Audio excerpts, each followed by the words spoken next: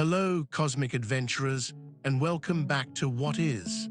Today, we are tackling a question so monumental, so mind-bending, it makes your brain feel like it's trying to fold itself into a black hole.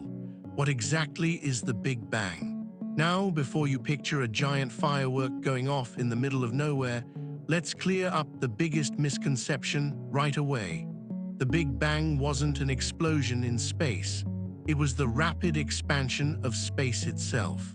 Think of it less like a bomb detonating in a room and more like the room suddenly deciding to get infinitely bigger, taking everything within it along for the ride. Imagine you have a deflated balloon with some dots drawn on it. When you inflate the balloon, the dots don't fly off it. They simply move further apart as the rubber stretches. That's a pretty good analogy for what the Big Bang describes. The universe expanding, carrying galaxies, stars, and eventually us ever further apart from each other. So less kaboom and more whoosh, and then more whoosh for billions of years. Our story begins, well, actually, there was no where or when in the way we usually understand it. Try to wrap your head around this. All the stuff that makes up our observable universe, every star, every planet, every cosmic dust bunny, even the very fabric of space and time was once concentrated into an unbelievably hot, dense, tiny speck. A singularity, a cosmic mic drop moment, if you will. This initial state is so extreme, so beyond our comprehension, that our current laws of physics just kind of throw their hands up and declare a coffee break. We are talking about temperatures so high and densities so profound, it's like trying to divide by zero on your cosmic calculator.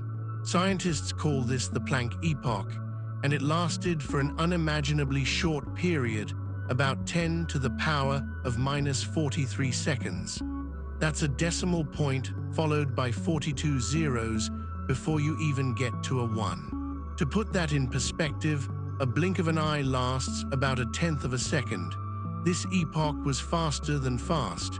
It was like the universe decided to click fast forward before it even hit play. And then something extraordinary happened.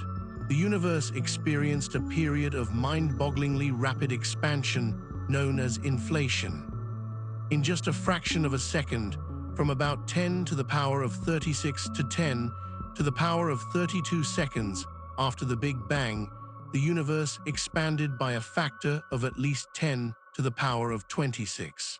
That's a 1 followed by 26 zeros. It went from being smaller than an atom to roughly the size of a grapefruit. Or to make it even wilder, imagine a tiny pea suddenly ballooning to the size of our entire Milky Way galaxy in less time than it takes you to sneeze. This wasn't matter moving at ridiculous speeds. This was space itself stretching, like invisible cosmic taffy. Why the sudden growth spurt? Well, inflation helps explain why the universe looks so remarkably uniform on large scales, and why it appears flat rather than curved. Without inflation, our universe would be a much weirder, lumpier, and ultimately less hospitable place. This extreme stretching ironed out any initial wrinkles, ensuring a relatively smooth canvas for future cosmic masterpieces. As the universe continued to expand, it also began to cool down. Think of it like letting off steam. The incredibly energetic, unified forces of nature started to separate, much like a single company splitting into different departments. Quarks, leptons, and their antimatter counterparts emerged from the primordial soup. These were the fundamental ingredients, the cosmic alphabet, if you will, but still too hot to form words. Around 1/1,000,000th of a second after the Big Bang, things cooled enough for quarks to finally settle down and combine. 3 quarks, feeling rather social, huddled together to form protons and neutrons, the building blocks of atomic nuclei. The universe now consisted of a sizzling hot, dense plasma of these particles, along with electrons and photons zipping about. It was a chaotic, high-energy particle party, and everything was invited. For the next few minutes, the universe was still hot enough for some serious nuclear fusion to occur. Protons and neutrons fused together, creating the first light elements, mostly hydrogen and helium, with a tiny dash of lithium. This process, called Big Bang nucleosynthesis, is incredibly important because it accurately predicts the observed abundances of these elements in the universe today. It's like finding a recipe from billions of years ago, baking it, and realizing the ingredients list is perfectly correct. But despite all this activity, the early universe was still a thick, opaque fog. Free electrons were bouncing around, scattering photons of light like bumper cars. This meant light couldn't travel very far without hitting something, so the universe was essentially dark, like a dense, unlit fog bank. We call this period the Cosmic Dark Ages, which, let's be honest, sounds pretty metal. Imagine trying to see anything in a universe denser than lead and hotter than the sun.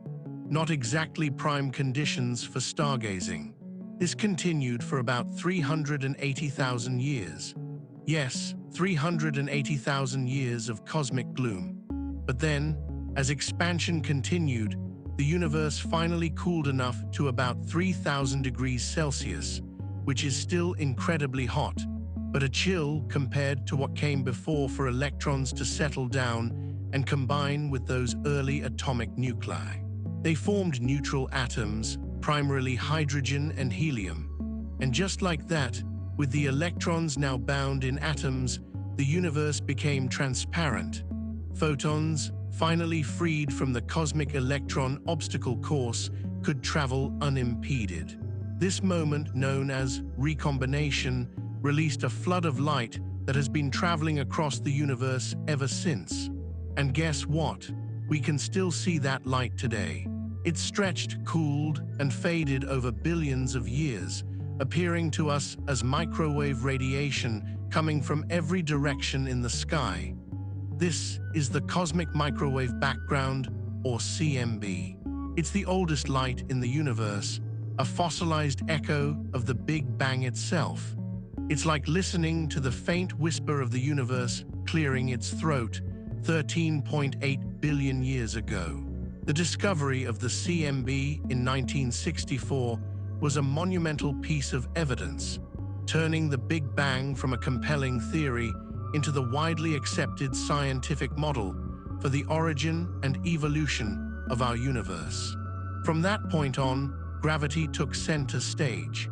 Over hundreds of millions of years, tiny fluctuations in the density of that smooth, post-CMB universe began to grow. Areas with slightly more matter started pulling in even more matter, forming vast clouds of gas and dust. Within these clouds, the first stars ignited, signaling the end of the cosmic dark ages and ushering in an era of light. These pioneering stars clustered together, forming the first galaxies. Inside these incredible stellar furnaces, heavier elements, carbon, oxygen, iron, all the stuff that makes up planets, and well, us, were forged through nuclear fusion and scattered across the cosmos in spectacular supernova explosions. So when you look up at the night sky, you're not just seeing stars, you're seeing the glorious, ongoing aftermath of the Big Bang. You're seeing the evidence of an incredible journey from an impossibly hot, dense point to the vast, intricate, and beautiful universe we inhabit. We are literally stardust, made from the very elements cooked up in stars that were born from the remnants of that primordial expansion. The Big Bang Theory isn't about what came before or what caused it. Those are questions that push the boundaries of current science and philosophy. It's a scientific model that describes how our universe evolved from that initial hot, dense state to what we observe today. It's a story of incredible expansion, cooling, and the formation of everything we know. It's the universe's autobiography, and we're just trying to read the first few epic chapters. And there you have it, a mind-bending, cosmic journey through the Big Bang. It's a testament to human curiosity and our relentless pursuit of understanding the universe around us. If this deep dive into cosmic origins blew your mind, be sure to hit that like button, subscribe to What Is for more universe-shattering explanations, and leave a comment below. What other mind-boggling scientific concepts would you like us to explain? We love hearing from you. Until next time, keep looking up and keep asking what is.